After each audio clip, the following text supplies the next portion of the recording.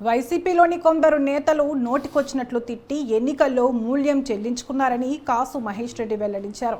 ముఖ్యంగా టీడీపీ నుంచి వైసీపీలోకి వచ్చిన కొందరు నేతలు బూతులు తిట్టారని, పైగా చంద్రబాబును అరెస్టు చేయడం జరిగిందని, అలాంటి అవమానాలు చంద్రబాబులోనూ టీడీపీ నేతల్లోనూ కలిసి పెంచాయని అన్నారు. ఎవరినైనా అవమానాలకు గురి చేస్తే వారు కసితో రగిలిపోయి విజయం సాధిస్తారని చరిత్ర చెబుతోందని, ఈ ఎన్నికల్లో చంద్రబాబు విషయంలో జరిగింది అదేనని కాసు మహేష్ రెడ్డి స్పష్టం చేశారు. రామాయణ మహాభారత పురాణాలు కూడా ఇవే చెబుతున్నాయని, జగన్ కూడా ఇప్పుడు అదే కసితో పనిచేయాలని అన్నారు. గడిచిన 2 వారాల నుంచి అనేక మంది నాయకులు కార్యకర్తలు వస్తున్నారు, కలుస్తున్నారు.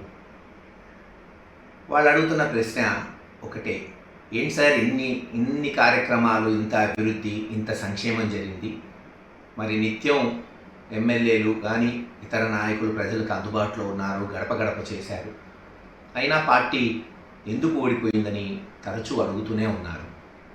జవాబు చెప్పాల్సిన బాధ్యత కూడా మా మీద ఉంది.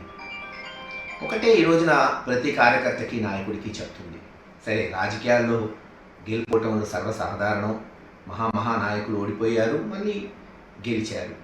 అలాగే ఇది కూడా మనం ఒక స్పోర్టివ్నెస్తో తీసుకోవాలి.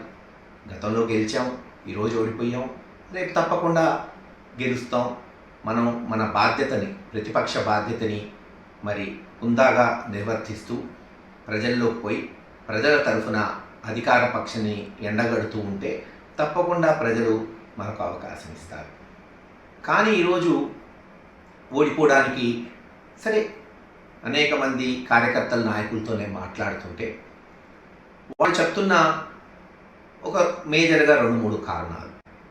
సంక్షేమం బ్రహ్మాండంగా చేసింది ఈ ప్రభుత్వం, కానీ లోపాలు కనపడుతుందైతే ఉదాహరణకు మనం తీసుకుంటే లిక్కర్లో ప్రభుత్వానికి చెడ్డ పేరు వచ్చింది అనేది వాస్తవం. అనేక సార్లు మేము సజ్జల గారికి కానీ విజయసాయి రెడ్డి గారికి కానీ చెప్పడం జరిగింది, చెడ్డ పేరు వస్తుంది, దీన్ని మనం అధిగమించాలి అని. దురదృష్టకరం, చర్యలు లేకపోవటం. గడిచిన 2 వారాల నుంచి